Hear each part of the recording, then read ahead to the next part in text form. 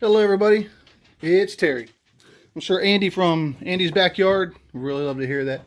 I always joke with him about how he starts his introduction on his YouTube page. It's funny how this, whatever you call it, power pack started so many projects today. See, my shop is a total disaster and I've got a lot of work I need to do. So I've been pulling everything out after I got rid of some drywall I had left over after a job, trying to make some room. So I'm going to build me a workbench in here that I can use my planer and my table saw on, and I'm going to use them two doors right there to do it. But what happens is, you know, one thing leads to another. You try to move this over here, you got this over there, and you start turning it around, and you run into something that needs to go somewhere else.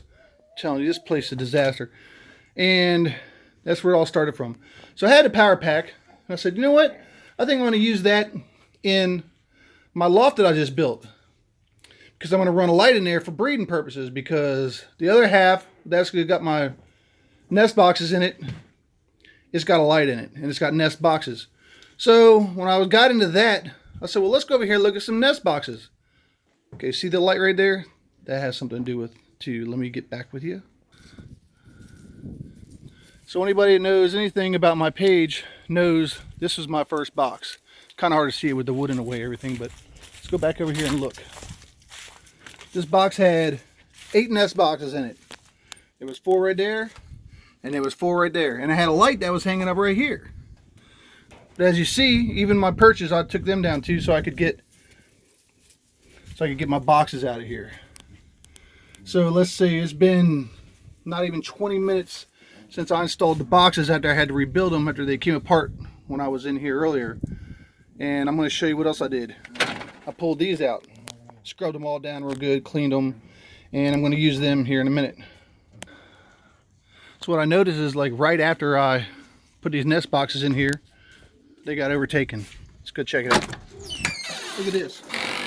It has been 20 minutes. These guys are already doing their thing. I have 38 whites on this side. Trying to get my door shut. And 14 on the breeder side. As you see, I'm going to start putting these bowls in here.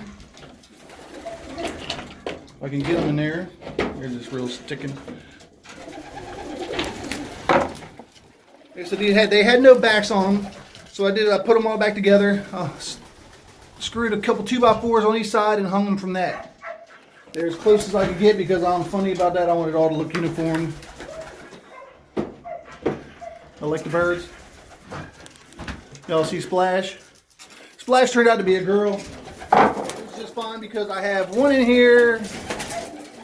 Let's see where she's at. I think it's a he. It's actually got some color to him. You know, I don't want to breed that into my whites. I think it's that one.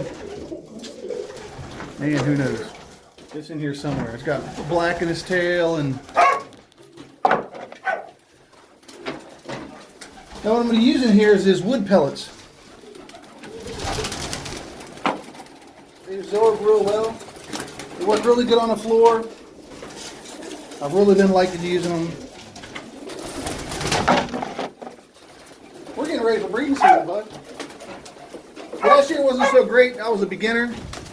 This year, I really think things will be different. My little look out the window, my aviary from the inside. There she is right there. I believe that's a boy. I had to do a little research today, like check her out a little bit. But I'll put her in with Splash in one of the boxes and just breed them, because that was a real good bloodline homing pigeon that I raised last year. Alright, well, let's go in here. This is the other side. This is my breeder side. These are Jansons in here. I kind of wanted to separate them out, kept them a little different. These guys, they say they've never been flown before, but I really don't know. So until I get a bunch of babies, like this whole breeding season, I'm not even going to try it. I've got enough out there I can fly that I've already trained and everything. So I like to keep the bloodlines separate for now. Maybe I'll breed some back into each other next year or something. But as for this year, I got my nest boxes here. As you can see, they've all got the pellets. It's not going to be as fancy in the front. This is my fancy stuff.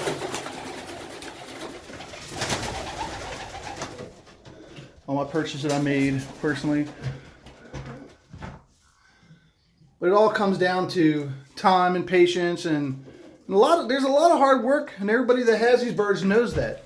I don't necessarily spend as much time in here with these guys as I need to, but then again, what do I need to do? They can do it all on their own. I just provide them the place to do everything. Food, water, nest boxes. I don't have a whole bunch of the pellets on the ground in here, but I'll tell you what, the ones I do have in here, it keeps the moisture down so much. And it doesn't stink in here. It absorbs and it kind of just smells like wood in here. Then you got these guys. These are the ones I've had.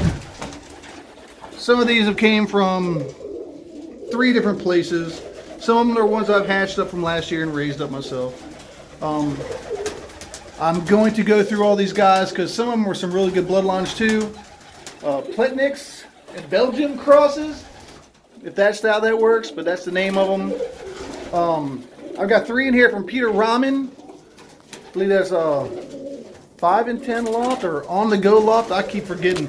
But anyway, he's got a YouTube page, Peter Ramen. I've got 3 in here that came from him.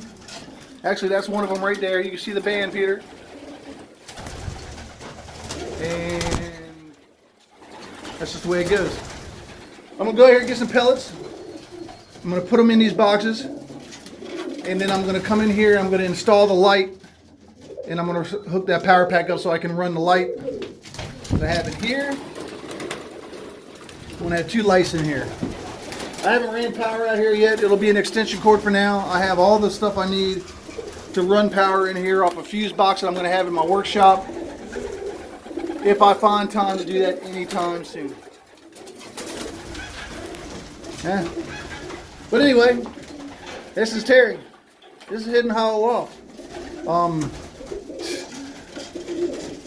Subscribe. Questions, comments, suggestions, anything would be appreciated. Ring the bell. Let me know you guys have been there. Hands Flight Kit Box. I hope you get back on your feet with your birds. It sucks that you had lost so many over the racing season. I'm sure a lot of you did. I've lost a few birds over the training season. I don't race. My birds are basically, I'm trying to use them for weddings and funerals.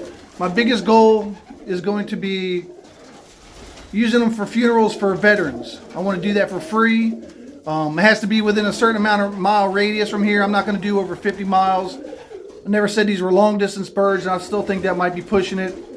You know, but there's enough places within 25 miles here. Winchester, Virginia, Martinsburg, Virginia, Hagerstown, Maryland, Frederick. All those places and anything in between should be close enough, because I do live in West Virginia, but I'm 30 minutes from Maryland and I'm 20 minutes from Virginia, so I'm in a pretty good spot. I'm not too far from Washington D.C., but far enough where I don't have to go there and I don't have to deal with none of the traffic that comes along with that. Adrian P., thanks a lot for your help this week. Danny, y'all know who Danny is. Old guy's got a lot of knowledge on these birds. Just about anything and everything you could want to know, you can ask him. Me, I'm learning. Learning a whole lot. Love my birds. I love letting them fly. But it's time to breed. So let's get it on. Y'all have a nice day, and I'll talk to you next time.